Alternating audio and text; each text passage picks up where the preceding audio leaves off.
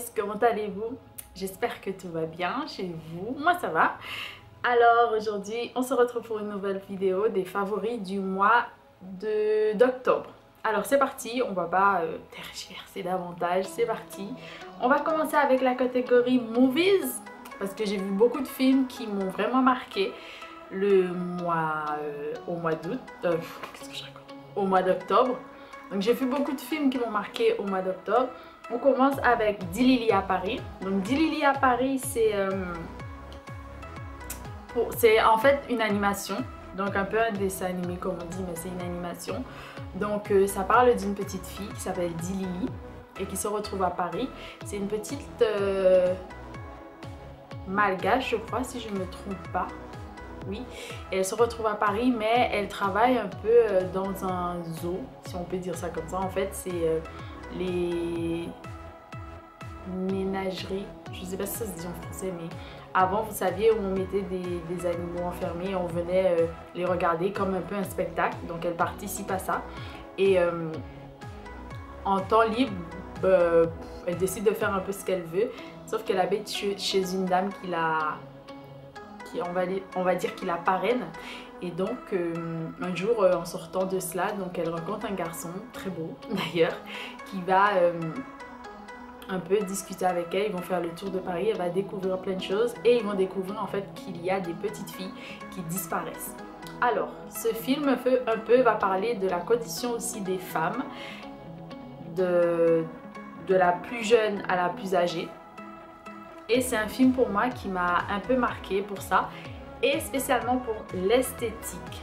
Alors je trouve que c'est un film qui a été très bien, une animation qui a été très bien dessinée. D'ailleurs la personne qui a fait ce film, c'est celui qui a fait également Kirikou. Mais j'ai trouvé les couleurs très belles. J'ai trouvé vraiment les dessins étaient vraiment très beaux, d'où pourquoi j'ai aimé. Je ne vais pas vous spoiler, peut-être vous laisser aller découvrir. Regardez, je crois qu'il y a aussi un album en librairie dédié à 10 Lily à Paris. On continue avec les autres films que j'ai pu voir. Donc Nos batailles avec Romain Duris, je crois qu'il s'appelle Romain, mais c'est Duris.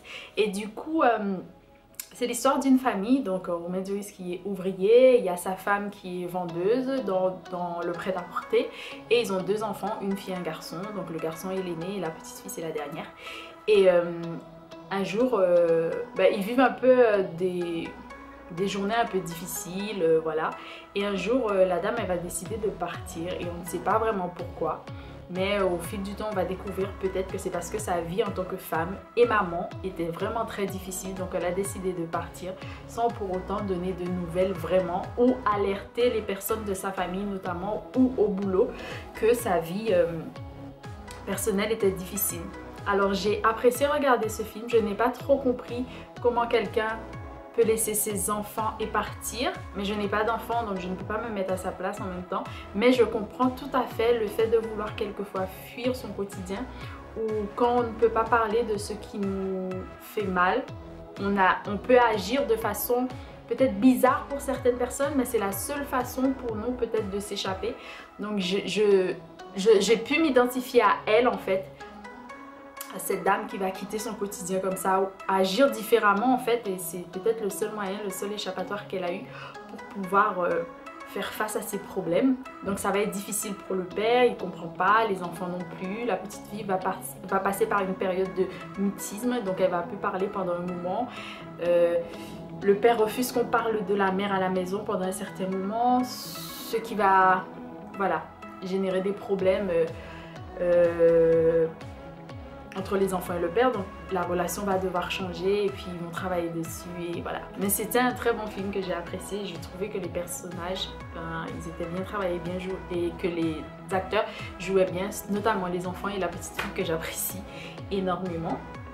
On continue avec Frères ennemis. Alors Frères ennemis, j'ai été voir ça un peu sur un coup de tête parce que je me suis dit bon peut-être que je ne vais pas aimer parce que c'est pas vraiment un univers que j'apprécie, c'est un peu le western, les grands espaces, c'est pas quelque chose que j'apprécie vraiment. Cependant il y a des films que j'ai aimés qui sont un peu dans le même univers. Donc c'est deux frères qui sont en fait tueurs à gages je crois Et donc ils ont des missions, voilà, ils ont telle personne à tuer, etc.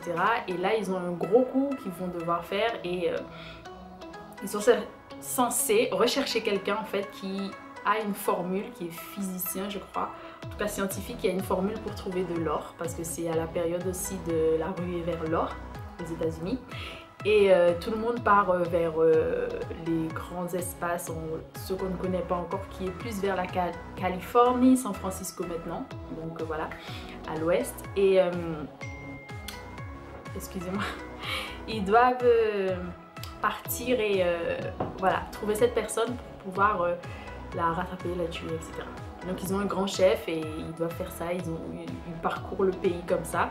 Et arrivé à un moment, donc il se passe que quand ils retrouvent cette personne, ben, ils ne veulent plus forcément la tuer parce que l'autre personne non plus qui était dans le coup ne veut pas tuer cette personne.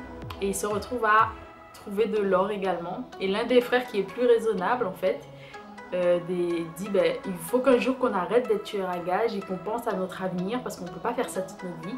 Et l'autre dit mais non, voilà quoi, on doit faire ça, c'est ça, on est comme ça, on ne peut pas changer.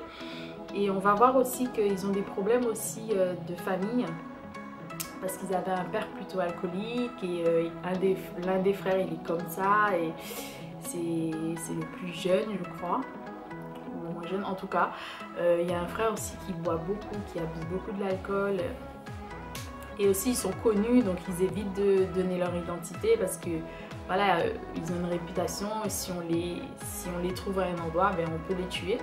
Donc on va traverser un peu un pont de la vie de ces deux frères jusqu'au moment où il y aura un accident lors de cette ruée vers l'or où ils vont chercher de l'or avec ce scientifique.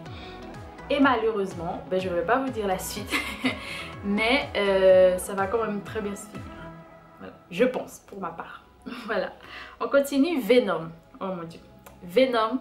J'ai adoré Venom. Je ne sais pas comment vous dire que au départ, je n'aimais pas le fait je n'aimais pas le concept de Venom. Je ne sais pas pourquoi, mais j'aimais pas. Et puis la bande-annonce me donnait pas envie du tout. J'avais du mal. Et puis j'ai été voir Venom. Thor a du souci à se faire. Je suis désolée, mais Venom est devenu l'un de mes soi-disant anti-héros, bref, héros, anti-héros, que j'apprécie. Pourquoi? Il est coquin, il est malin, il raconte des petits trucs qui sont vraiment drôles. Et je sais pas, c'est un anti-héros, donc à la base il n'est pas censé être gentil, mais voilà. Alors, c'est l'histoire d'un gars voilà, qui a une femme et tout, mais il est en même temps investigateur, journaliste. Et un jour il va décider d'aller dans les dossiers de sa future femme, qui est je crois avocate pour voilà, des parties un peu très riches et qui cachent des choses, etc. Et il va trouver des informations, il va se renseigner malheureusement, il va taquiner la personne et là il va se retrouver sans femme et il va tomber sur quelque chose quand même de juteux.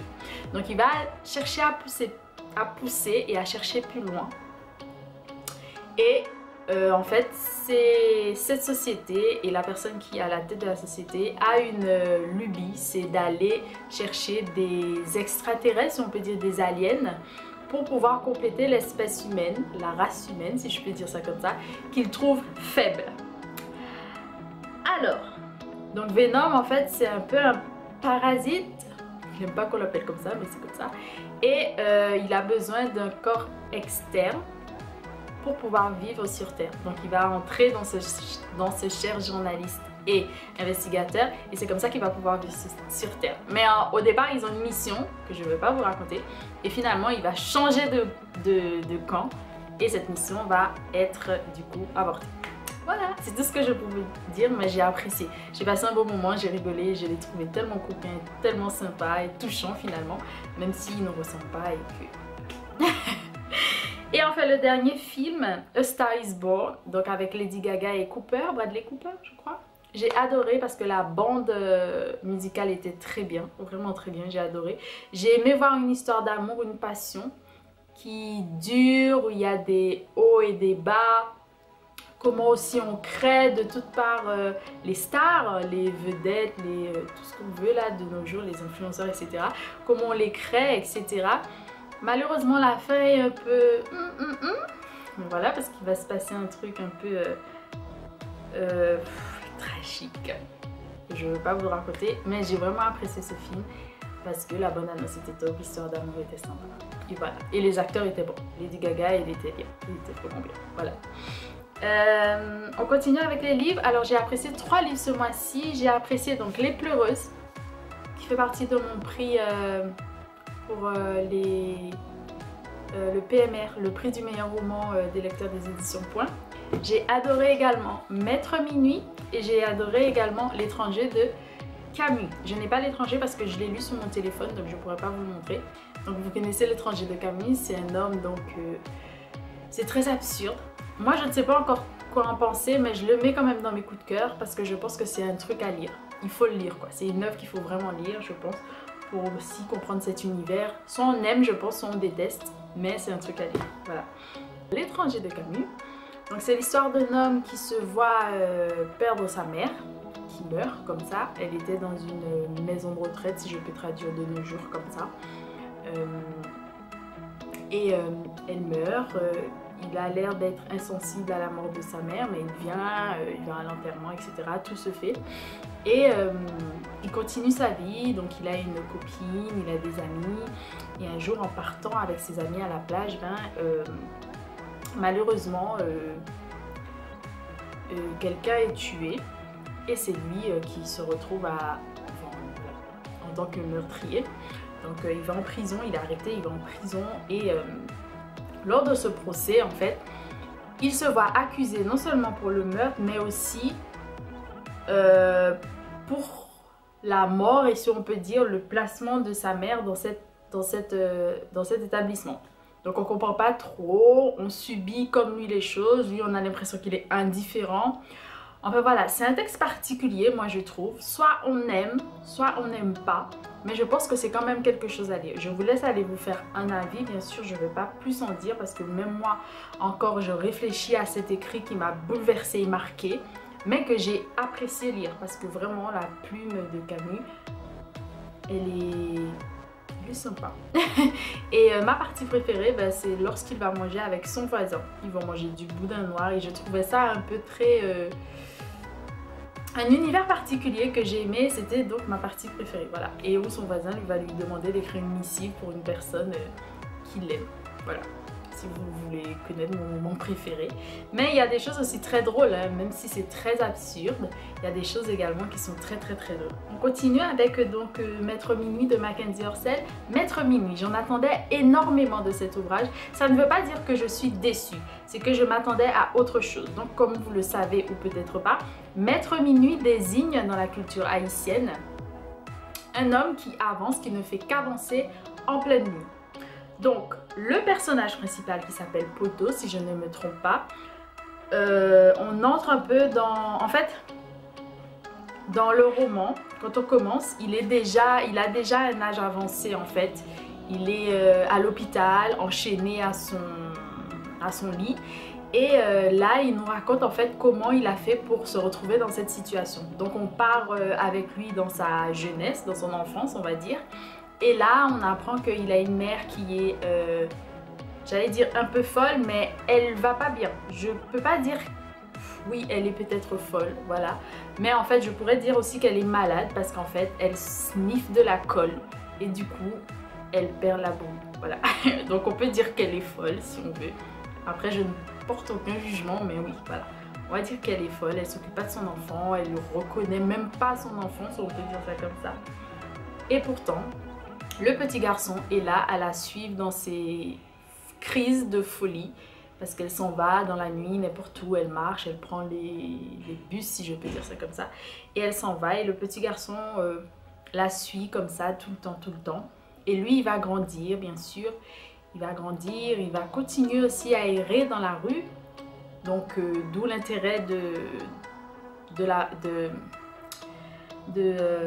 l'associer à Maître Minuit parce qu'il avance tout le temps dans la nuit certes mais il avance et il se retrouve à un moment donc il devient très célèbre en tant qu'artiste, je crois qu'il est dessinateur peintre et on tombe aussi dans une période où donc la dictature, la dictature de la famille Duvalier et voilà, je m'attendais pas à cette partie.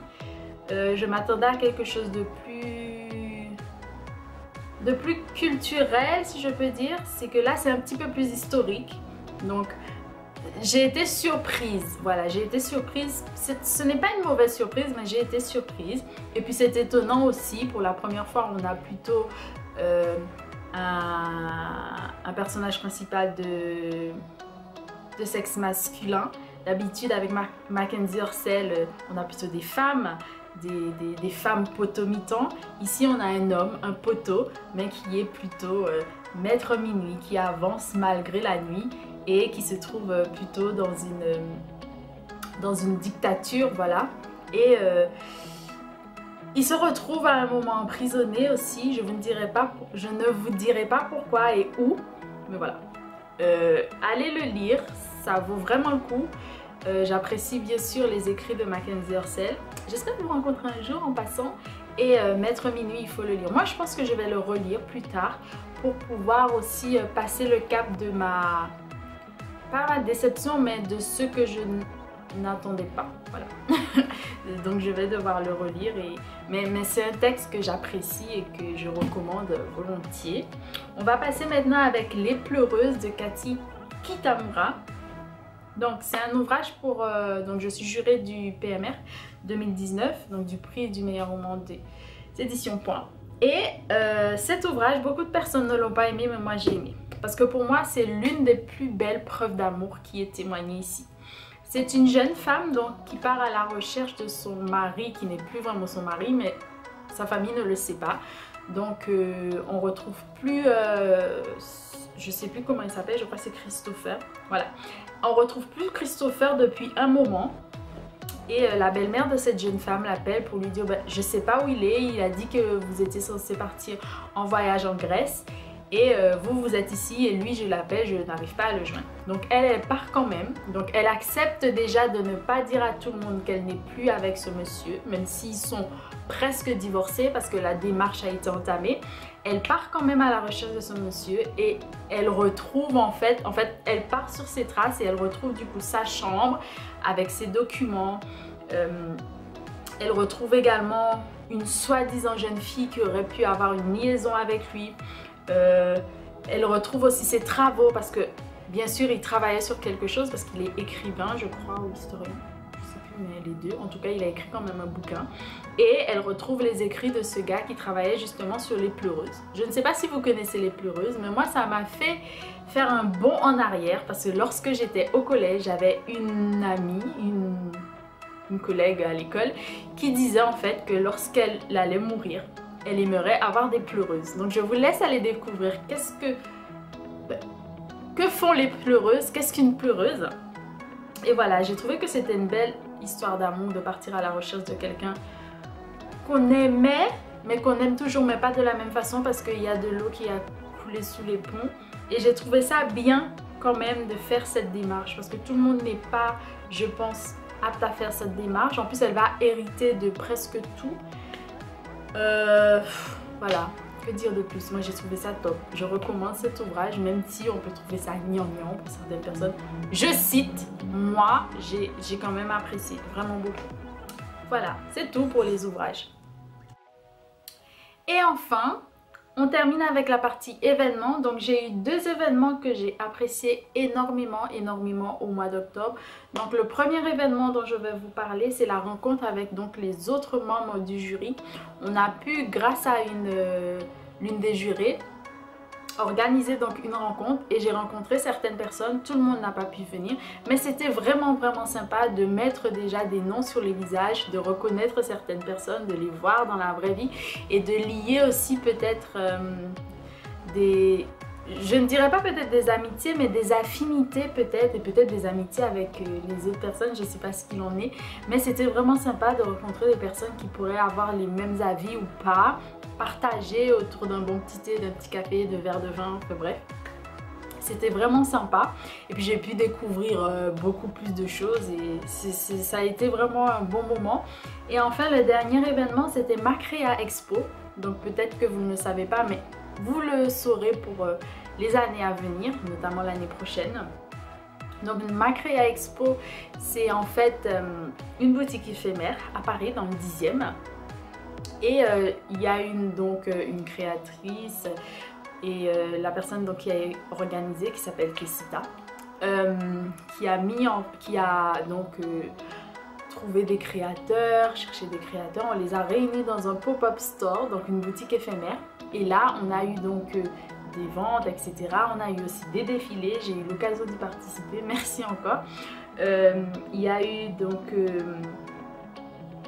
des vidéos où on pouvait voir en fait tout ce qu'on pouvait retrouver. Il y avait des colliers, des bougies, des vêtements, des accessoires, de la déco.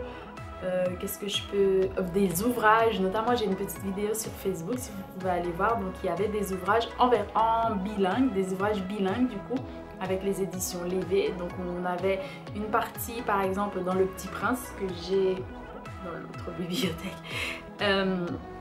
où on avait donc la partie en français et la partie en créole haïtien. Donc c'était vraiment très intéressant. Et bien sûr il y avait des rencontres, vraiment de belles rencontres quand on rencontre des créateurs, etc. Tisser des liens, c'était vraiment une belle rencontre. Donc le mois d'octobre n'a pas été si mal et j'ai apprécié voilà, ces choses. Je remercie tout le monde aussi, ceux qui sont venus, ceux qui n'ont pas pu, vous pourriez l'année prochaine.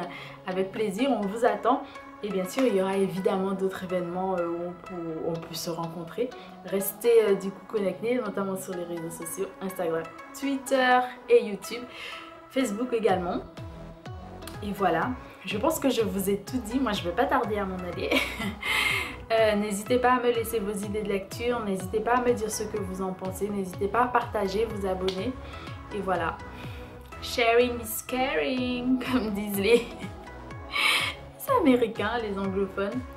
Et merci beaucoup d'être là pour ceux qui restent. Merci infiniment de regarder aussi les vidéos, ça me fait très plaisir. Et merci de m'aider à faire grandir la chaîne. Voilà, ça me tient à cœur, ça me fait chaud au cœur et merci vraiment.